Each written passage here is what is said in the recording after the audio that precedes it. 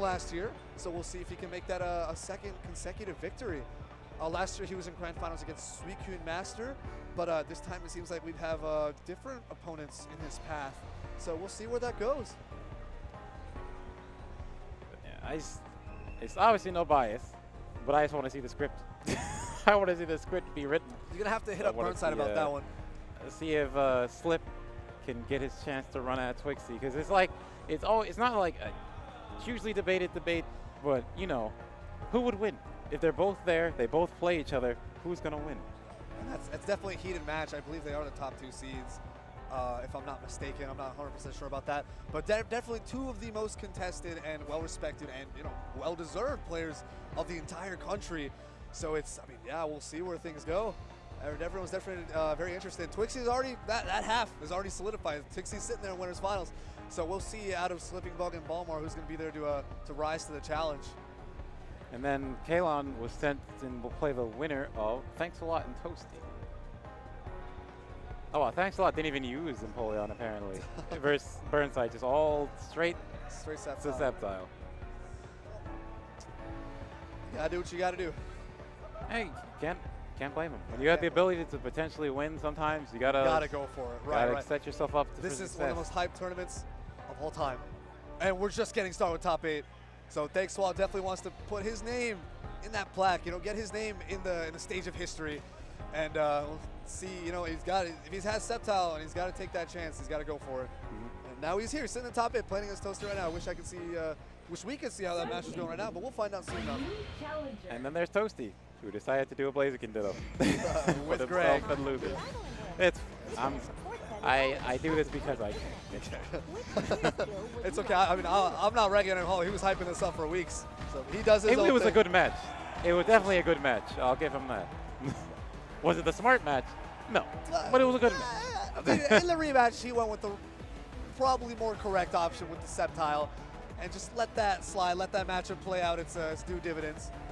And yeah, that's why we had Greg pretty close to making the top 12.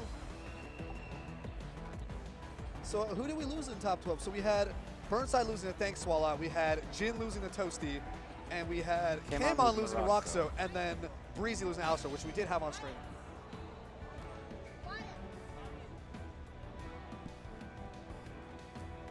Looks like we're gonna get started. Be getting into this soon. One thing I did want to mention was True Ambition SlippingBug. SlippingBug rocking his relatively new sponsor at this point. I do not believe it is first event with it, but nonetheless, it is a fairly recent addition. So glad to see more teams taking initiative or a re-initiative with Pokken in this case, as True Ambition did have a Pokken player back in 2016. But oh yeah, they had Alistair. They had Alistair, exactly. Now here we are. We're looking at Bolimar's perspective. He's running with Lucario. SlippingBug going straight with the Decidueye. Oh, just missed the punish. Just gets grab anyway. Going into dual phase. Oh, another dash up grab. That's the really interesting part with SlippingBug's play. It seems disrespectful, but that's how confident he is. Exactly. I can do this. There's a homing attack into soaring stance X punish.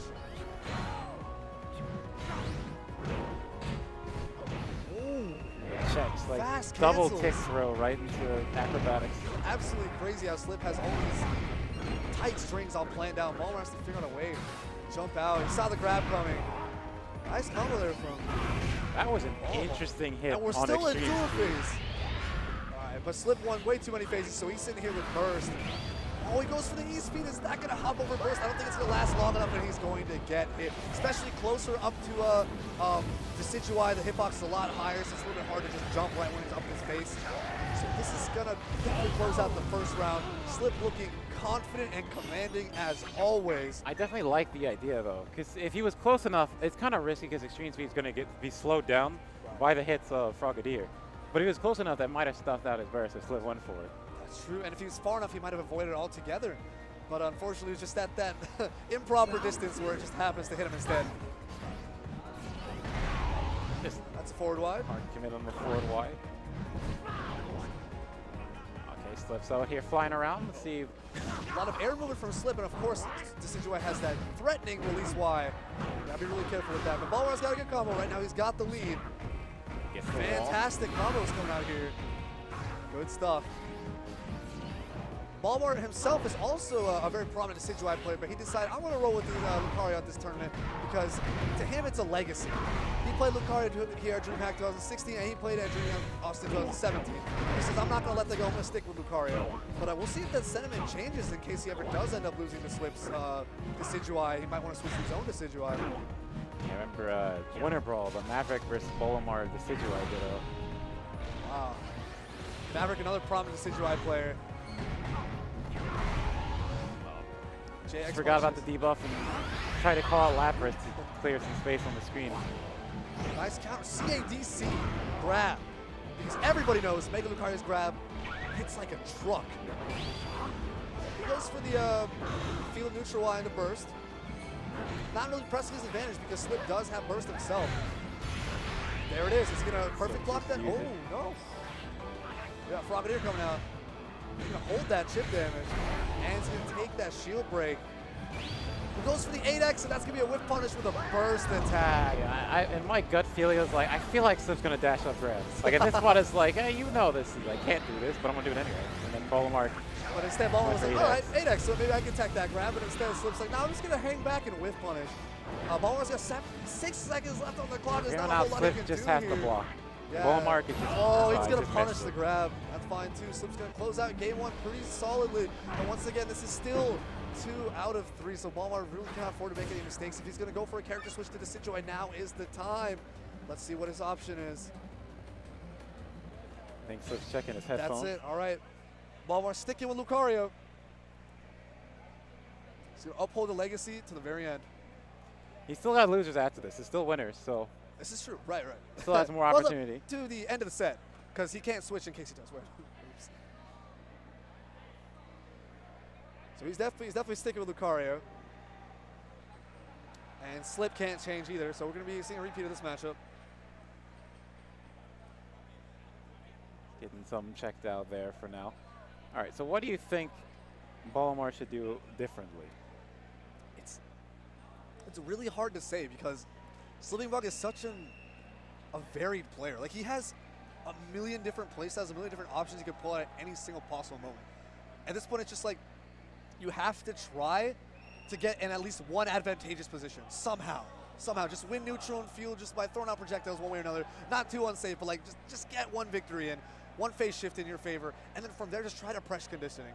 Like, just try to see what he does in response to pressure, and just try to like keep him pinned down. Don't let him get in your face because it's so incredibly difficult to deal with a SlippingBug rolling all over you. And even the best players struggle with it. That's why SlippingBug is considered to be the best player, because everybody else they aren't able to reach that level where they can respond to all of Slip's options. So you have to get yourself into a situation somehow where he is responding to your options, so he'll end up playing your game a lot more than you want to be playing his game. Because his game is so complex and intricate that I'm not even sure he understands it himself. But it works out in his favor, so that's why you got to make sure you can't get there. Seems like whatever issue we had is probably cleared up. Bolimar's ready to go. Going right back in. Here we are, game 2. Huh.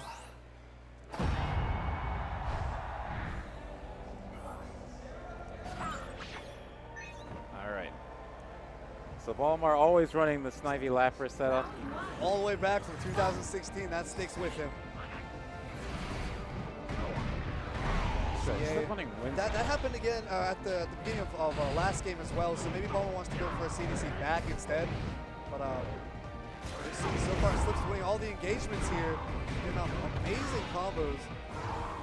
Bolimar at less than half health right now. Oh, Slip's feeling himself. He's pushing his intimidation, then walking up and grabbing. Oh, you go for good whiff punishes.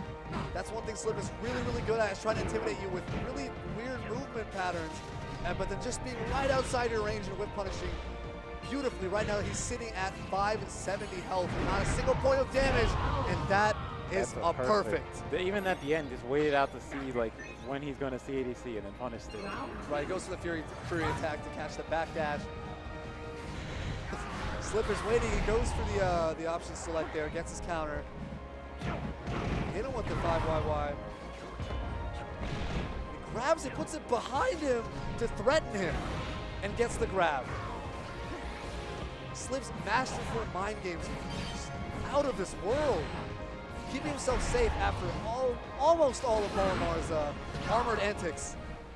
Turns out Bolimar did end up getting a face. Let's see if he can push an advantage here.